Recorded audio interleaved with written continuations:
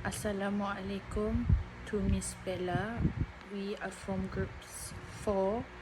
We'll be presenting case study Normala.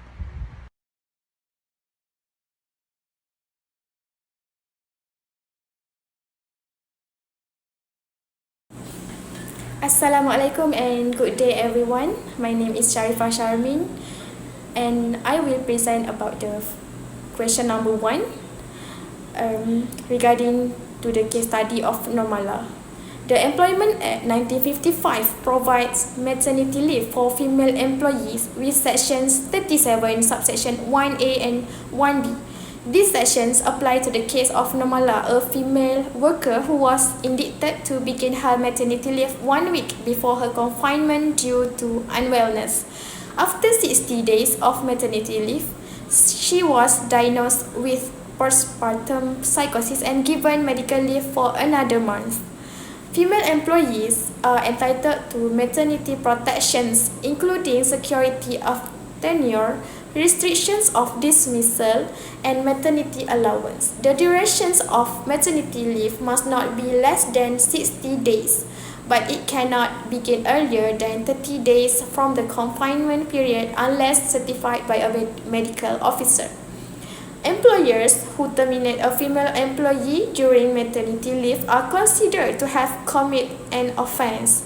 Female employees can remain absent for up to 90 days despite the expiration of their leave, and employers can be fined up to 10,000 ringgit if they terminate the employee before the eligible period. That's all from me. Thank you. Hi everyone, my name is Peter Chalin. Today I will be discussing maternity protection under the Malaysian Employment Act 1955, focusing on eligibility, payment duration and the right to return to work. Firstly, eligibility for maternity leave is outlined in section 37 of the Act. Female employees are entitled to leave if they have worked at least 90 days in the 9 months before their due date and were employed in the 4 months before confinement. However, this entitlement is limited to women with fewer than 5 surviving children. For example, a woman expecting her fourth child after steady employment qualifies, but not someone with 6 surviving children. Next, the Act ensures payment during maternity leave. Eligible employees receive a maternity allowance equivalent to their regular wages. This is payable even if the employee resigns before confinement. For instance, a woman who leaves her job a month before giving birth still receives her full maternity allowance, highlighting the law's commitment to supporting mothers financially.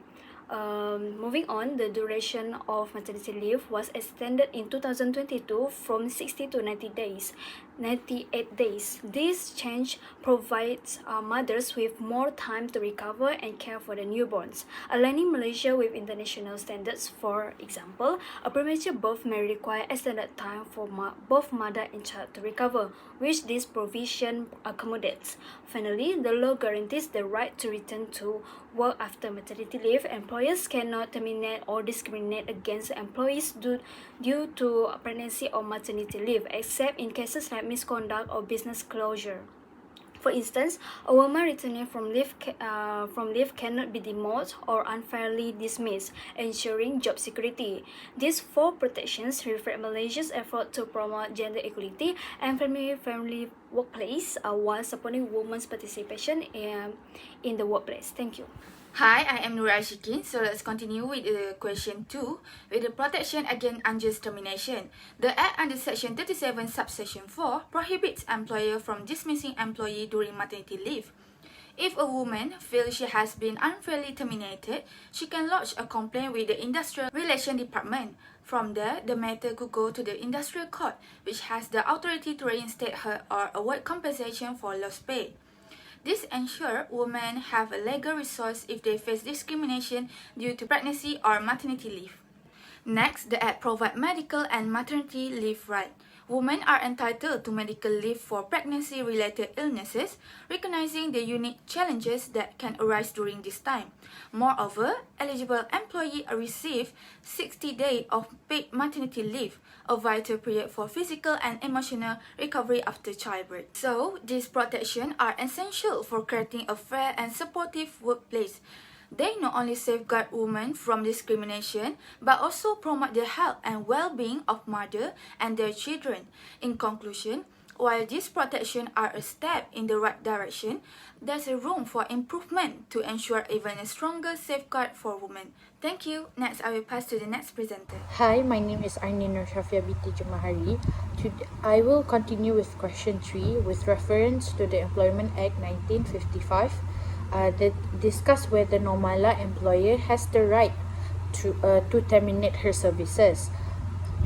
Miss Normala was protected under Section 37, Clause 1, which is she was entitled for having 90 days of maternity leave. She begins her leave 10 days before her confinement, which is permitted by the Act. This statutory leave is a fundamental right for recovering and for bonding with her child. And under Section 37, Clause 2, ensure the additional medical leave for illness that arise from childbirth with a medical certificate. Normala was diagnosed with postmortem placenta by the doctor qualified under this provision.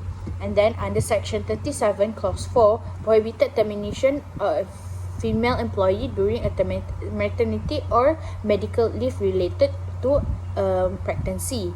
Section 41A, Clause 1 makes it offended to terminate a pregnant employee from suffering illness. Section 42, Clause 1 extend this protection to post-maternity illness certificate by a doctor.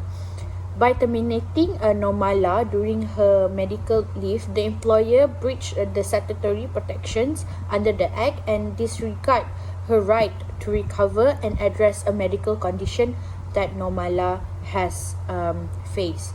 And for the conclusion, Normala terminate was unlawful. She has a strong right to challenge the discussions and seek remedies under the Employment Act.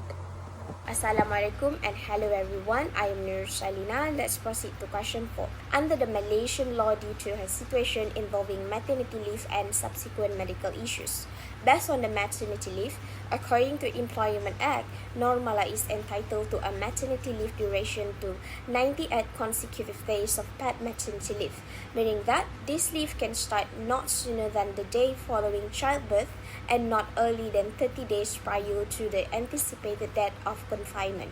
Next, due to her maternity leave, Normala will be eligible for maternity allowance too. Usually, the maternity allowance is equal to her average monthly salary. The allowance is provided throughout her maternity leave period. It is to ensure a financial stability during her recovery period from childbirth and to take care of her newborn baby. In order to be eligible for this maternity allowance, Normala must not have 5 or more surviving children and fulfill the condition for job duration. Moving on to the third Social Security benefit. Pursuant to Section 60F of the Employment Act, Normala can get a sick leave entitlement due to her health issue. Normala can take medical leave as approved by her doctor if she still has health issue following her maternity leave. Employees in Malaysia are entitled to a specific amount of sick leave days based on their duration of service, typically up to 60 days per year for those with more than 2 years of service. To sum up, under Malaysian labour laws, to ensure the smooth proceeding of these benefits, Normala must submit all necessary medical documentation to her employer, thereby facilitating the verification of her eligibility and guaranteeing the financial stability and health support she needs during this critical period. That's all from me.